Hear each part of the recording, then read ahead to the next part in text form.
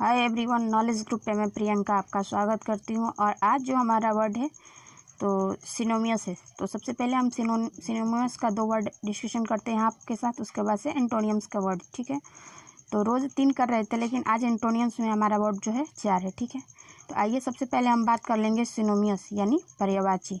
तो पहला वर्ड है एस्केलोरेट। एस्केलोरेट मतलब होता है जल्दी करना। जब इसका आप सिनोनियस बनाएंगे तब का बनेगा एडवांस, एक्सपेंडेड, हैस्टेन और हुर्रा, हरी। ठीक है, और दूसरा वर्ड है एक्सेप्ट। एक्सेप्ट का मतलब होता है स्वीकार करना। ठीक है, जब आप इसका सिनोनियस यानी पर्यायवाची बनाएंगे तो बनेगा आपका एक्वायर, गेन, ऑब्टेन,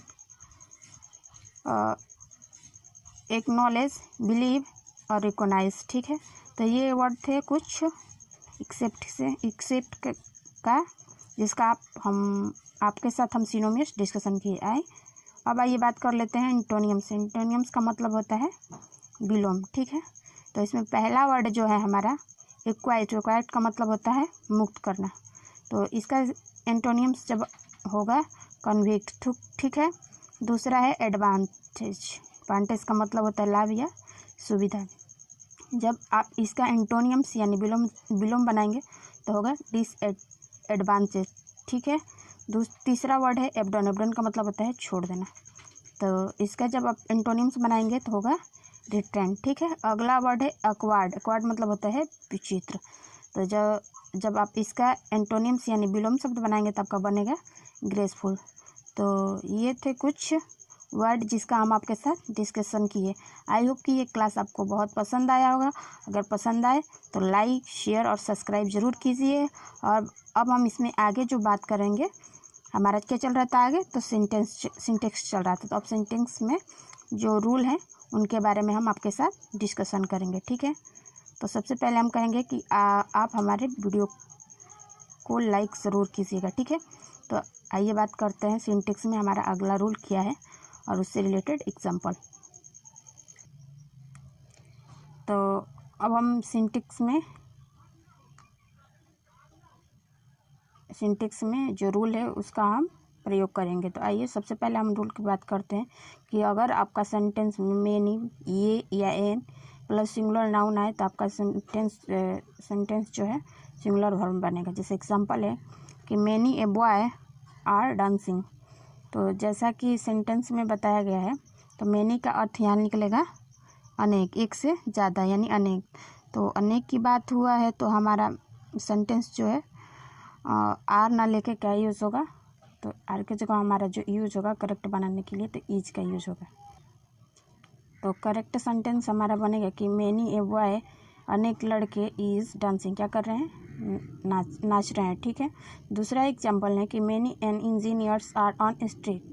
तो कह रहा है कि सारे इंजीनियर्स क्या स्ट्रिक होते हैं। तो जैसा कि हमारा रूल में बताया है सिंगुलर नाउन आए तो सिंगुलर वर्ब का यूज़ होगा।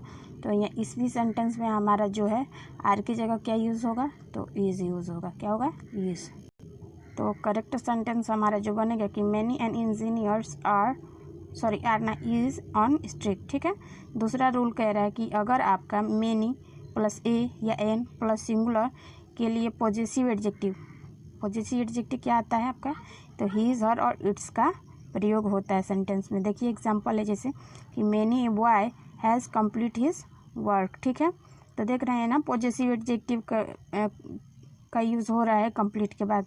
तो कह रहा है कि सारे लड़के जो है अपना काम कंप्लीट कर चुके हैं। ठीक है, दूसरा एग्जांपल है कि many a girl is doing her work. तो जैसा कि हमारा रूल में बताया है कि मेनी के बाद हमारा जो होने वाला वर्ड यूज़ होगा, जैसे अब यहाँ पे गर्ल्स की बात हुई है तो गर्ल्स हमारा सब्जेक्ट हो रहा है तो किसका यूज़ होगा, तो हर का यूज़ होगा। तो इस तरह हमारा सेंटेंस बन गया कि many girls is doing her work. ठीक है, तो ये सेंटेंस जो है हमारा बिल्कुल करेक्ट है। ठीक, तीसरा एग्जांपल है कि many a book has done it's work. तो देखिए यहाँ बुक के साथ जो यूज़ हुआ है मेनी का जो पॉजेसिव एडजेक्टिव है हमारा क्या ले रहा है, इट्स हो रहा है। ठीक है, तो ये थे रूल। अगला रूल है कि many A doctor do not work properly. तो इसमें सेंटेंस में हमारा एरर है, जैसा कि हमारे सेंटेंस में बताया गया मेनी के बाद ए डॉक्टर, तो डॉक्टर की जगह तो डॉक्टर एक नहीं ना होता है, तो डॉक्टर की संख्या ज़्यादा होती है, तो इसके लिए हम क्या यूज़ करेंगे, तो डॉज का यूज़ करेंगे। किसका, तो डॉज का। तो करेक्ट सेंटेंस हमारा जो बनेगा कि many A doctor does not work properly. ठीक है, तो ये थे रूल प्लस एग्जाम्पल, आपको अच्छे से समझ में आ गया होगा। आइए आगे इसमें देखते हैं कि कौन सा रूल है और उसका उपयोग सेंटेंस में कैसे हो रहा है। ठीक है, तो आइए बात करते हैं।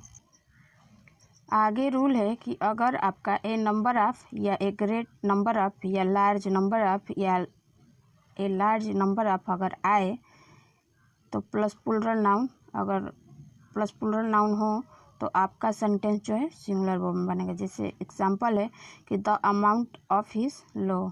ठीक, दूसरा एग्जांपल है कि he has bought a good deal of milk, no error. तो क्या इसमें एरर है? जी नहीं, बिल्कुल एरर नहीं है। तो हमारा सेंटेंस जो है एकदम जैसा कि यूज़ किया गया है एकदम करेक्ट है। आगे रूल है कि अगर आपका more than plural noun plus then plus one आए तो आपका सेंटेंस जो बने रहेगा प्लूरल वर्ब में बनेगा।